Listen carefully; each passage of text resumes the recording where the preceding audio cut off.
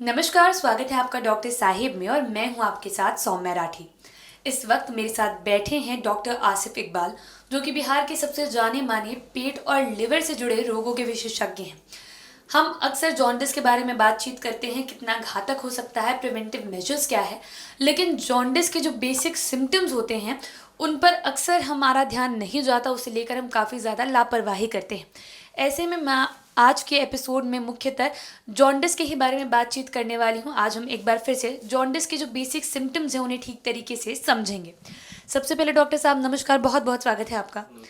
Doctor साहब, jaundice हो जाने के बाद तो कैसे क्या करना है ये लोग भली बात ही जानते हैं, ये भी जानते हैं कि जॉन्डिस सेल्फ लिमिटिंग डिसीज़ है, लेकिन मैं चाहूँगी कि आज आप हमारे दर्शकों को बताएं कि जॉन्डिस के बेसिक सिम्टम्स क्या है जो अक्सर इग्नोर कर दिए जाते हैं। बहुत बहुत धन्यवाद आपका। आपने बहुत ही रिलेवेंट क्वेश्चन उठाया है। और जॉन्डिस एक्चुअली एक बीमारी ना हो के ना बीमारी का लक्षण है। उदाहरण के लिए जैसे किसी को बुखार आ रहा है तो बुखार के बहुत सारे कारण हो सकते हैं ना, जैसे डेंगू, मलेरिया, टीबी।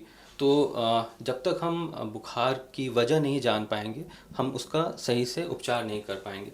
तो उसी तरह से जो जॉन्डिस या जिसे हम बोलचाल की भाषा में पीलिया कहते हैं, उसके बहुत सारे कारण होते हैं और किसी भी उसके उपचार के लिए उसका कारण जानना हमारे लिए बहुत ज़रूरी है।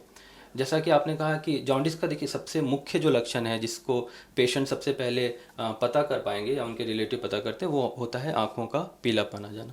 ये सबसे ऐसा लक्षण है जो मिस नहीं हो पाता है। उसके अलावा देखिए जॉन्डिस से पहले कुछ ऐसे लक्षण होते हैं जो लिवर के सूजन के बारे में बता सकते हैं। जैसे पेशेंट को थकान महसूस होती है, भूख की कमी हो जाती है, बदन में दर्द हो सकता है। तो ये एक जॉन्डिस का ये एक नॉन स्पेसिफिक लक्षण भी हो सकता है। अब जो सबसे मुख्य बात है जिस पे मैं ज़ोर डालना चाहूँगा वो है बचाव। देखिए किसी भी बीमारी में हमेशा एक बात बोली जाती है, prevention is always better than cure. तो हमारा ये और आपका भी एक बहुत अच्छा सराहनीय प्रयास है कि हम बीमारी को होने से पहले रोक लें, तो वो सबसे अच्छा है मरीज़ के लिए भी और उनके परिजनों के लिए। तो हम अब जॉन्डिस क्यों होता है उसके कारणों पे हम बात करना चाहेंगे। तो देखिए जॉन्डिस या जिसको हेपेटाइटिस या लिवर में सूजन कहते हैं, उसके जो मुख्य कारण होते हैं उसमें सबसे जो मुख्य कारण है वो है अल्कोहल रिलेटेड हेपेटाइटिस जिसे कहते हैं। दूसरा मुख्य कारण है इन्फेक्शन, जिसे हमें इन्फेक्टिव हेपेटाइटिस कहते हैं। इन्फेक्शन बैक्टीरियल, वायरल, फंगल बहुत सारे होते हैं, बट जो लिवर में जो इन्फेक्शन होता है वो वायरल हेपेटाइटिस वो सबसे ज़्यादा कॉमन होता है। और जैसे जैसे वायरस की डिस्कवरी हुई उसी हिसाब से उसका नामकरण किया गया। जैसे आप लोगों ने सुना होगा hepatitis A, B, C, D और ई। ठीक है, इसके बारे में हम डिटेल में फिर चर्चा करेंगे। एक तीसरा कॉमन है जिसके बारे में अभी तक उतनी जागरूकता नहीं आ पाई है, जिसको हम लोग ऑटो इम्यून हेपेटाइटिस कहते हैं। हमारे बॉडी में जो एक इम्यून सिस्टम होता है जो हमारी बीमारियों से रक्षा करता है, कभी कभी ये इम्यून सिस्टम डिसरेगुलेटेड हो जाता है और ये बॉडी के खुद के अंगों पे जिसको कहते हैं बुरा प्रभाव डालने लगता है, जिसे हम ऑटो इम्यून बीमारियां कहते हैं। उसी बीमारियों में एक प्रकार है ऑटो इम्यून हेपेटाइटिस। इसके बारे में भी लोगों में जागरूकता होनी बहुत ज़रूरी है, क्योंकि ऐसी बीमारी है जिसमें अगर हम बीमारी को सही समय पर डायग्नोस कर पाएँ तो उसका हम अच्छा उपचार दे सकते हैं। क्योंकि अगर इस बीमारी में मरीज़ हमारे पास कभी कभी लेटर स्टेज में आते हैं जब हम मरीज़ की उतनी सहायता नहीं कर पाते। उसके अलावा कुछ बीमारियां जिसे हम लोग मेटाबॉलिक डिजीज़ बोलते हैं, जैसे आपने एक नाम सुना होगा जो मेटाबॉलिक बीमारियों की वजह से होती हैं, जैसे फैटी लिवर डिजीज़ है, जिसके बारे में भी हम चर्चा कर सकते हैं।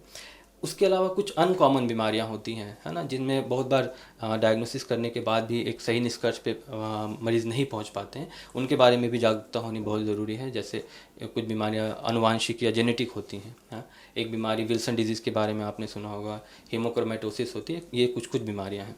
और इस समय मैं एक जो मुख्य जिसे बोलते हैं संदेश ये देना चाहूँगा कि हमारे पास कुछ जॉन्डिस की ऐसी बीमारियां हैं जिनको रोकथाम करने के लिए हमारे पास वैक्सीन अवेलेबल है। और ये ऐसी वैक्सीन है जो बहुत ही जिसे कहते हैं सेफ़ है। ये इतनी सेफ़ है कि आप गर्भवती महिलाओं को भी वो वैक्सीन बहुत ही मतलब सुविधा से दे सकते हैं। उसके साइड इफ़ेक्ट बहुत ही कम है और वो वैक्सीन काफ़ी प्रभावकारी हैं। इसमें जो सबसे प्रमुख वैक्सीन है वो उसके बारे में मैं ज़ोर डालना चाहूँगा, जिसे हेपेटाइटिस बी की वैक्सीन कहते हैं। इस वैक्सीन की वजह से हम लोगों ने बहुत सारी हेपेटाइटिस बी से रिलेटेड बीमारियों को रोकने में सफलता पाई है। ये वैक्सीन बहुत ही सेफ़ है, सस्ती भी है और हर जगह उपलब्ध भी है ना? और इस वैक्सीन के 3 डोज़ होते हैं, तीनों डोज़ आपको कंप्लीट करने रहती हैं। अगर आप तीनों डोज़ ले लेते हैं तो इस बीमारी से आप 90 से 99% इस बीमारी से बच सकते हैं, सिर्फ एक सिंपल वैक्सीन के डोज से। उसके अलावा हमारे पास हेपेटाइटिस ए की वैक्सीन अवेलेबल है। हेपेटाइटिस ए भी आप को पता होगा ज़्यादातर केसेस में सेल्फ लिमिटिंग होती हैं, बट कुछ लोगों में ये अगर ख़ास करके अगर ये एडल्ट लोगों में होती हैं तो वो कभी कभी जानलेवा भी हो सकती हैं। हेपेटाइटिस ए के लिए भी हमारे पास बहुत ही प्रभावकारी वैक्सीन अवेलेबल है।